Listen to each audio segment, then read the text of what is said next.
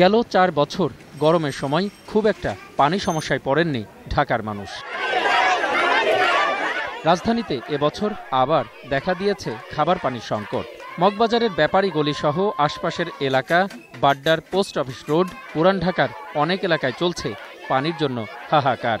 আমি গত 2 দিন যাবৎ গোসল না করে আছি। ময়লা আসছে, ছোট ছোট পোকা আসছে, পানি যদি না থাকে তাই আমরা চলমু কেমনে? বাচ্চাদের ময়লা পানি খাওয়ায় আরো ডায়রিয়া, নানান রোগ ছড়াইতেছে। আমরা সপ্তাহে একদিন 100-150 টাকা খরচ পাই, আমরা কিভাবে পানি কিনবো, কিভাবে খাবো? আমরা অনেকবার জানাইছি ওয়াসার লাইনকে, কিন্তু তারা কোনো ব্যবস্থা নিচ্ছে না। একটা বাচ্চা মারা গেছে পানির জন্য, আমরা মাটিও দিতে পারি না, লাস্টে দিয়ে ফিল্টার পানি কিনা তাকে গোসল করায় দাফন করতে হয়েছে। ক্ষুব্ধ ভুক্তভোগীদের অভিযোগ, ফোন করে কিংবা সরাসরি ঢাকা ওয়াসাকে জানানোর পরও মিলছে না সমাধান।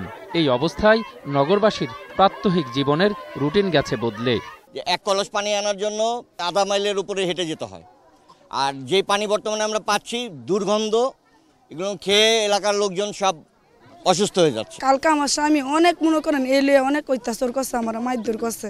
ঘরে এক ফোঁটা পানি নেই, কাজ করে এক গ্লাস পানি খাইতে পারে না, 4টা ভাত খাইতে পারে না। যদি গাও গোসল না করতে পারি, আমাদের তো আল্লাহ আছে, খোদা আছে, মরতে হবে না। যে আমাদের নামাজ আছে, রোজা আছে, কালাম আছে, আছে না? আমি হিজরায় ওনার কাছে আবেদন করেছি, সরকারের কাছে আবেদন করেছি, এটা যেন ওনারা গুরুত্বপূর্ণ কাজটা করে। আমরা পানি চাই, আর কিছু সরকারের কাছে আমরা চাই না। তবে সমস্যা সমাধানের চেষ্টা চলছে, এমন দাবি ঢাকা ওয়াসার। যখন কিছুটা সমস্যা হয় সেটা আমরা ফিল করি, তবে আমাদের কোনো মেজর সমস্যা নেই।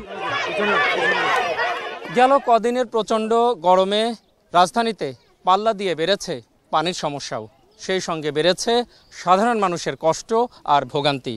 প্রিয় দর্শক, আপনার চারপাশে নানা সমস্যা আর দুর্ভোগের চিত্র তুলে ধরবে 21 টেলিভিশন। এসব তথ্য জানাতে ফোন করুন, এই নম্বরে পৌঁছে যাব আমি অখিল পোদ্দার। আর 21 টেলিভিশনের ক্যামেরা আপনাদের দুর্ভোগ দুর্দশায় সবসময় পাশে আছে।